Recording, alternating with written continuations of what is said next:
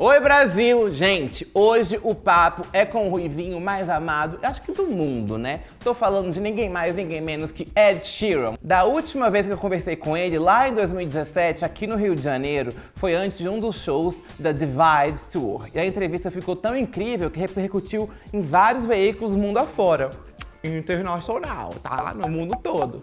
Dessa vez, infelizmente, não estamos juntos no mesmo local, mas vamos conversar do mesmo jeito. Vamos fazer nossa entrevista virtualmente e a curiosidade e a vontade de fazer um papo gostoso estão iguais. Assim como o novo álbum do Ed Sheeran, o Equals. Será que ele vem pro Brasil, gente? Será que tem música com a Taylor Swift vindo por aí? Quais os próximos singles? Como é o Ed Pai? E as novas tatuagens? É hora de saber tudo. Conta tudo pra gente. Tell us everything, Mr. Sheeran.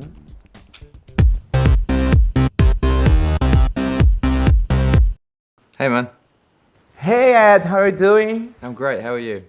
I'm good. First of all, I have to apologize to you because I took a video with you at the EMAs. I was wearing this giant silver hat and I just bumped into your head, so I'm sorry. No, of course. That went viral here. That went viral here in Brazil, and people were like, "You just hit Ed Sheeran." So I'm like, I'm apologizing myself for that. That's fantastic, man. First of all, congratulations on the album. You have a lot of hits in there, so thank you for that because we're needing hits all the time.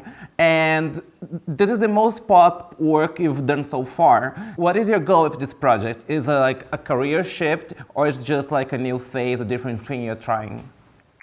I think it's it's a little bit of both. I've covered a lot of genres over my 10-year career and I kind of wanted to try some different sounds. But also the record, I wanted it to be like a snapshot of where my life is at now because that's what all of my other albums have been. Yeah, but one thing that remains the same is that you're one of the artists that best picks your singles. I mean, they're all hits. And I want to know, is there a final decision when you say this is the one that it's going to be the single, or you have like a team that decides this with you? Yeah, I think like I listen to people's advice. I think had I not listened to people's advice, like I wouldn't have had Shape of You on the album at all, like on Divide, and I wouldn't have put out Sing. You know, like there are certain songs that have been big hits for me that I didn't believe would be hits, and there's other songs that. Really? Yeah. And there's a big Shape of You? Yeah. But then on the flip side of that, when I played Thinking Out Loud to people, they didn't think that would be as successful as it is. So like sometimes I'm right and sometimes I'm wrong, but I always have to listen to people's advice on it. Yeah. You said there's still more two singles in Equals. And oh, something just fell off in my house. Okay, let's just cut this out. Okay, so you said there are two more singles in Equals. Some fans are guessing they might be Two Step and Joker and the Queen. Are they right? They are correct, yeah. Those are the two songs that I'm going to do videos for. Okay, so speaking of fan theories, I'm gonna have to read this one because it's a really big question. We all know that you and Taylor Swift are very close friends and you both love Easter eggs. And in the video of Graffiti Overpass, we see her name written on your jacket next to a playing card.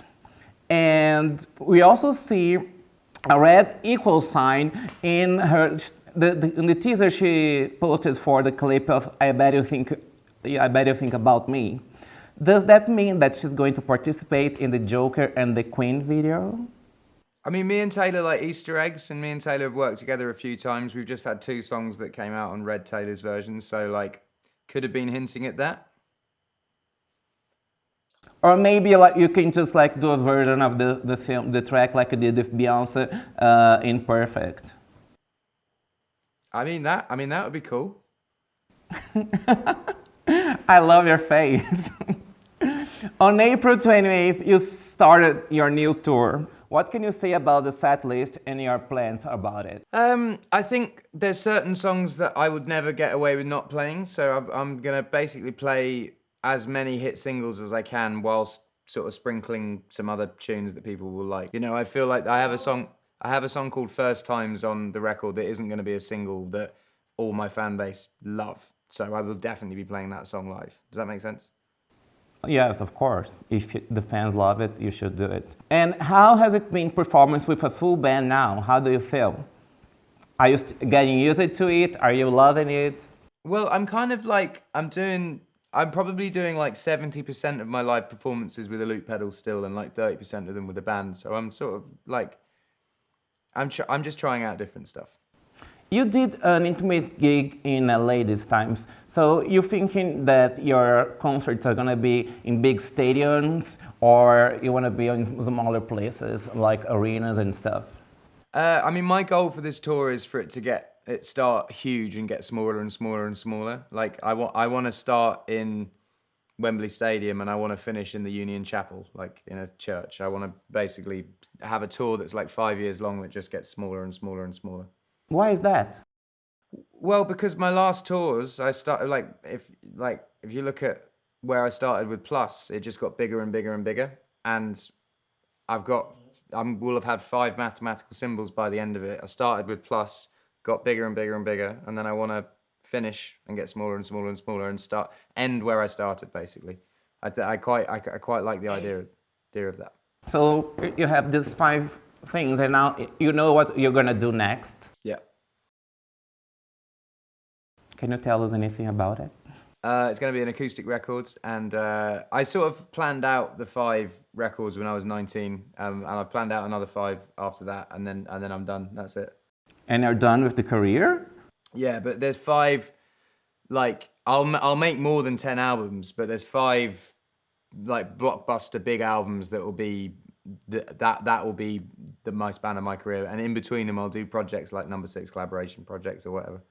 You talked about collaborations, and I know you're a writer. And last time I spoke to you, you said that you were writing something for Camila Cabello, and you said that she would be a huge star, and you were right. And I want to know, who are you?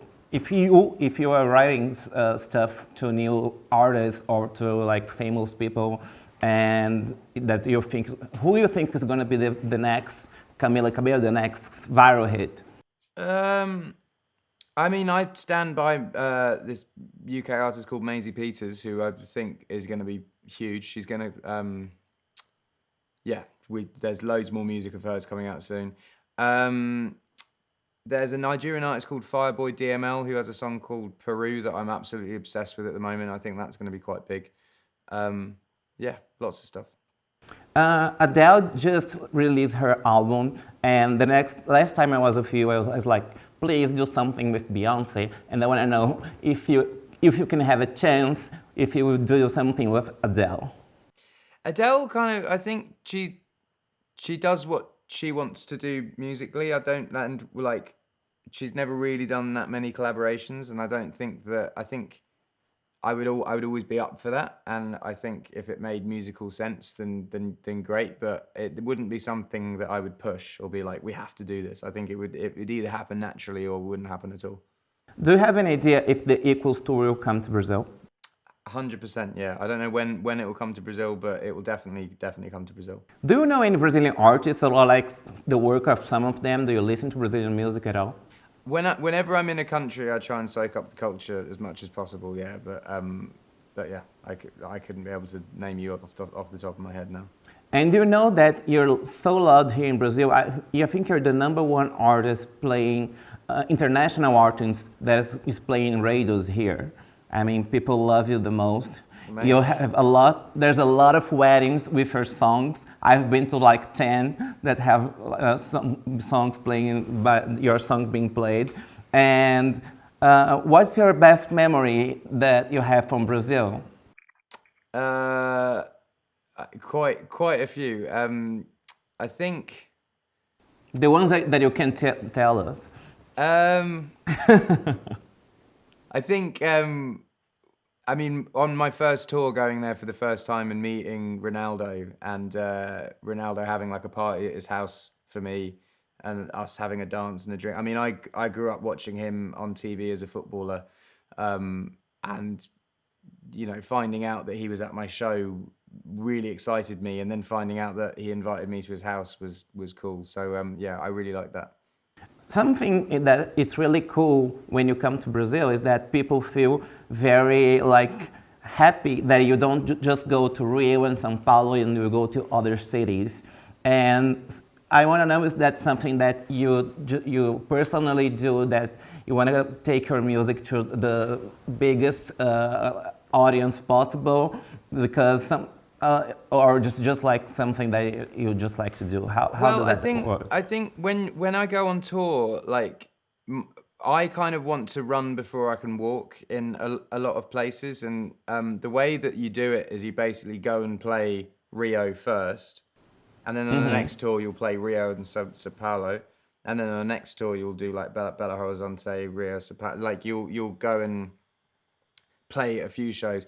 But what I want to do worldwide is what I started being able to do in England. Like I would do like a 14 city tour in England. And if I go to Russia or I go to Brazil or I go to China or I go to Australia or I go to whatever, I want to be able to actually tour. Because I know when artists come to England and they just play London, that's not really touring England, that's just playing London. And I get annoyed sometimes when people are like, oh yeah, I've seen England because I've been to London. And it's so different. I mean, like you can't judge Brazil based on its capital, can you? It's so like, it's the whole country is different in different parts. So I want to eventually be able to sort of play like 10 cities in Brazil and actually tour it properly. I'm actually from the Brazil capital. It's called Brasilia. I don't know if you played there. No, I haven't played that, but that's the thing. That's somewhere where I'd really like to play as well. Basically, my goal when the World Cup was there, all of those stadiums I looked at and I was like, I would love to do that tour of the stadiums that everyone's playing in, basically. Oh, that was awesome. World Cup was great. So one thing that has changed since our last talk is that you became a father, and how parenting has been in your life and has been involved into your work.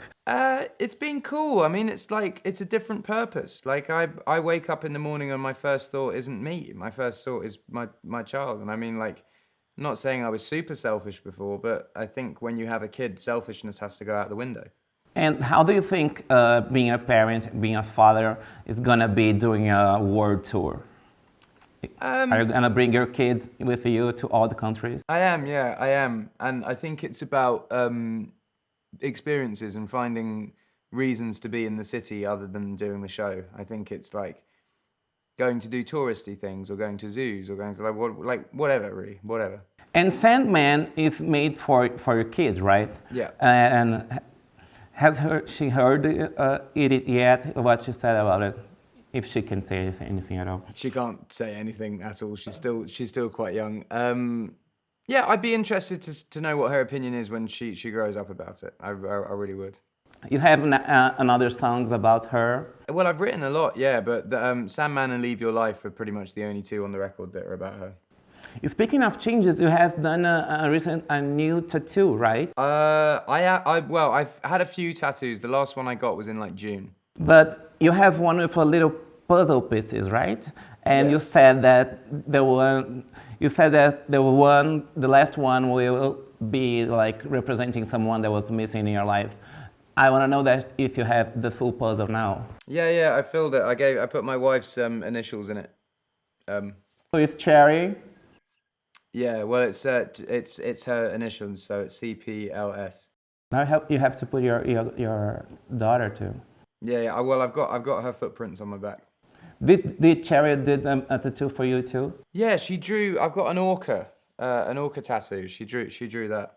And I want to know, when you do an album, do you have like a favorite song that you say, I really need this song to be played, or you have just like some songs that you love so much that you're gonna release them, like the ones that was supposed to be on an album, and then you're gonna be an album of just the ones that you didn't launch it? Yeah, I think that will eventually happen. I mean, I've got like hundreds of songs that didn't make albums. I quite like the idea of putting them all out at once and just letting people choose what they like. But we'll see what happens. And are you writing songs for another artist at the moment? Are you working with someone?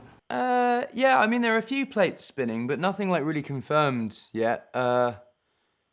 Yeah, no, the last one that came out was a boy band in England called Westlife. I wrote a song for them called My Hero. But yeah, there's a few things, but I don't know. Westlife is really huge, no? Westlife are big, yeah, Westlife are big. And who you think is just like the next Ed Sheeran, if that's pop? I hope no one. I hope no one, because I think that everyone has to have their own identity. You know, I found it when I came through as a singer-songwriter. Everyone called me the next David Gray or the next Damien Rice or the next James Blunt, and I'm me. So if there was a new singer-songwriter coming through and they were saying that they're the next Ed Sheeran, like, I wouldn't believe them, because all artists are individuals. All artists sound different, they write different, they sing different. So yeah, yeah. In terms of video clips, you always do a lot of, like, you really think about you and your team. It's always very well done. I loved Bad Habits one. I was like, oh my God, I never expect that from you. And what can we expect from the other ones that are coming out? I mean, Two Step is really, really, really, really, really good. Yeah, I don't want to say too much about it, but it's very impressive, and I've never made a video like it before. Okay, so it's just bigger than Bad Habits? Yeah, it's probably the biggest production video that I've done. It's like yeah, it's huge. And what about Joker and the Queen? I haven't shot that yet. We'll be shooting that at some point in the new year. So Ed, I think that's all I've got. Thank you so much for your time. Thank you for your time, man. For being so nice. And I'm sorry again to hit you on your head. No, it's all good, with man. my hat. And I hope the next time we meet, we'll be in person and we can just have a drink together again at the Glam Pit. Sounds good, man. Have a fantastic rest of your day. And then Merry Christmas and Happy New Year's. Merry Christmas to you too. And your team. Merry Christmas to you. Thank you so much. Thank you. Gente, esse homem é muito fofo, né? Ai, meu Deus, vontade de colocar ele num potinho. Simpático, super cantor, compositor, um super pai. Eu amo, acho demais. Queria conversar com a mulher dele, perguntar se é bom de cama, porque aí ia ser perfeito. E agora a gente vai ficar no aguardo dos novos singles e clipes dessa nova era que tá demais. E claro, da turnê no Brasil, né, Edinho? Por favor, estamos te esperando, que todo mundo já tá louco pra encher o estádio e cantar muito com você de novo. É isso, não esquece de ativar o sininho, comentar, compartilhar, mandar pros amigos, pros inimigos, pra quem gosta do Ed, pra quem não gosta do Ed, começar a gostar. Manda também pra Taylor Swift, pra Beyoncé, pra todo mundo, que eu quero falar com todo mundo. Beijo, até a próxima!